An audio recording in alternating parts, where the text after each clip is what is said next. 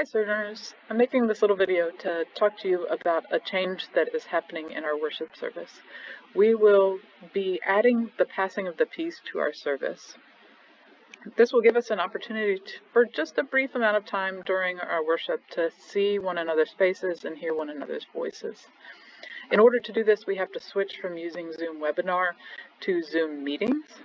And what that means for you is that you will now have more control over whether you are muted or unmuted and whether your video is on or off. So the way that will work in the context of the service is when you log on to the worship meeting, you will be automatically muted when you come in, but you will need to turn your video off, and that ensures that your face won't be seen. What is being live streamed will be my screen, and my screen is set to speaker view. And so even if you accidentally turn your video on, you won't necessarily be seen. The only person who is seen on the live stream is the person who is speaking. So it's really important that you don't accidentally unmute yourself, because then you might be seen on the live stream. When we get to the point in the service where we will pass the peace, Pastor Morgan will say something to the effect of, "And now we will pass the peace of Christ." At that time, I will switch the view to gallery view. And if you would like to be seen on the live stream and to the others who are watching on Zoom, at that point you can unmute yourself and turn your video on. And then you'll say something to the effect of, "Peace be with you," or "The peace of Christ be with you," or you could just respond and say, "And also with you." And all your other fellow sojourners who are participating in this way on Zoom, their little squares will also pop up on your screen, and you'll be able to see and hear them passing the peace. That'll take 30 seconds at most, but it's a chance for us to get to see each other.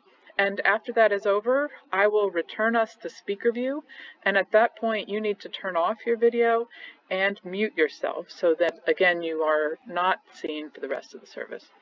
If you don't want your face to be seen on the live stream, don't worry. As long as you don't turn your camera on, then you won't be seen on the live stream. Not even your little box with your name will be seen on the live stream.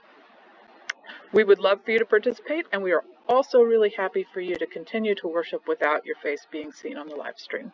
But just know that if you participate in this way, you will be visible on Facebook as well as Zoom. Now, just a little reminder of how you mute and unmute yourself.